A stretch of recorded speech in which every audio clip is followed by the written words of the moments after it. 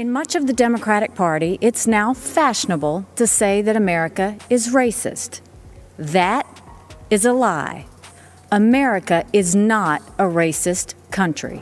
That was Nimrata Nikki Haley. Haley is an Indian-American Republican politician, and she kicked off the Republican National Convention this week. The RNC is held every 4 years to formally nominate a Republican candidate for the presidency of the United States and bring the party together to prepare for the election. What was supposed to be an event to expound on the Republican Party's ideals and values turned into an event focused on the evils within the Democratic Party and how President Trump would be best suited to save America from them. Most notably, for the first time, the Republican Party did not release a party platform. A party platform is essentially a layout of the goals that the administration has for the country and how they will achieve them. While the Democratic Party has released a large party platform dealing with improvements to immigration, healthcare, racism, police brutality, economic growth, and so on, the Republican Party skipped this step.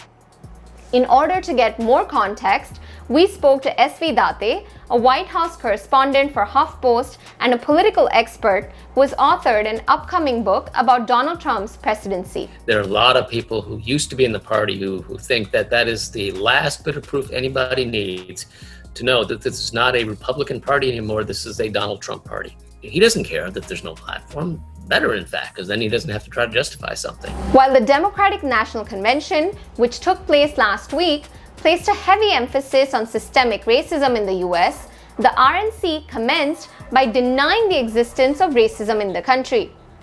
Nikki Haley, former South Carolina governor and US ambassador to the United Nations, gave a speech that left American voters slightly confused.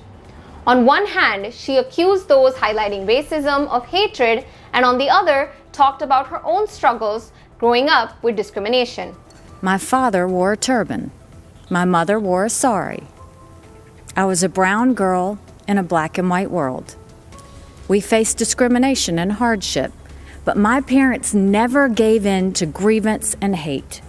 In light of her speech, many have called out the RNC for failing to address the Black Lives Matter movement. Addressed it and criticizing it. I mean, that's what their base wants to hear. They are talking to the hardcore Trump supporters who don't see racism. I mean, the police officer who killed George Floyd was a Trump supporter. Racism wasn't the only issue that the RNC did not address sufficiently. The Republican Party also did not talk about their response to COVID-19. Unlike the DNC, the RNC wasn't held completely online, and many of the events took place with an audience, with disregard to COVID-19 guidelines. Unlike the DNC, most of the speakers at the RNC downplayed the effects of the pandemic while constantly referring to it as the China virus.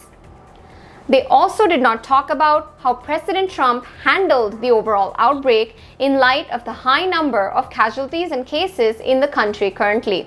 I mean, he did fail, and people know that.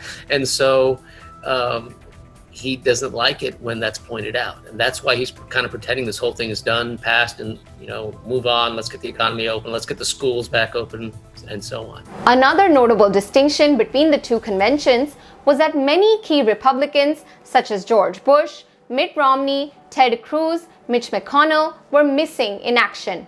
You'll notice who weren't there was a lot of Republican senators, the sorts of people who are dying to get primetime attention. They weren't there.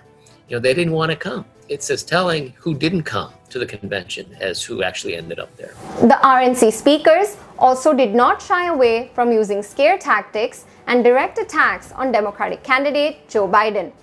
From Donald Trump Jr. calling him the Loch Ness Monster, to Pam Bondi baselessly accusing him of corruption, to Mike Pence saying that America would be unsafe under Biden's presidency, they left no stone unturned. They have a lot of messages. One of their favorites is that Joe Biden is a secret socialist, or he's so senile that he'll allow these radical left-wing socialists to come and remake the United States.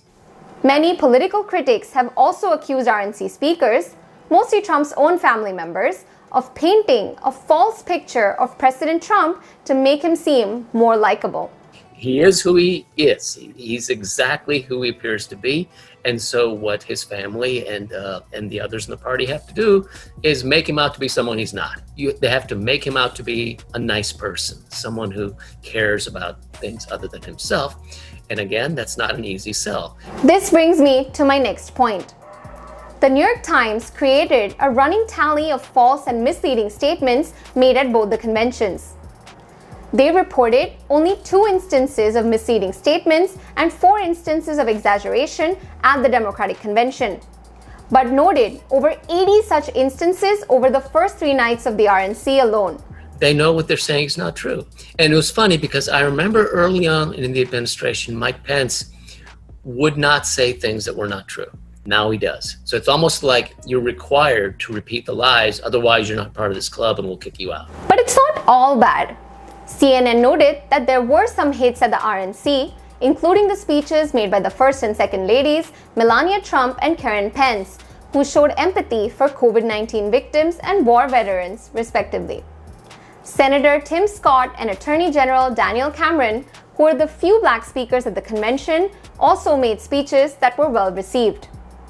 Scott talked about cancel culture within the Democratic Party, and Cameron called out Joe Biden for implying that black people should only vote for Democrats. Despite this, most political analysts in the US remain critical of the Republican Party and believe that the Democratic Party overall did a better job of making their case for this election.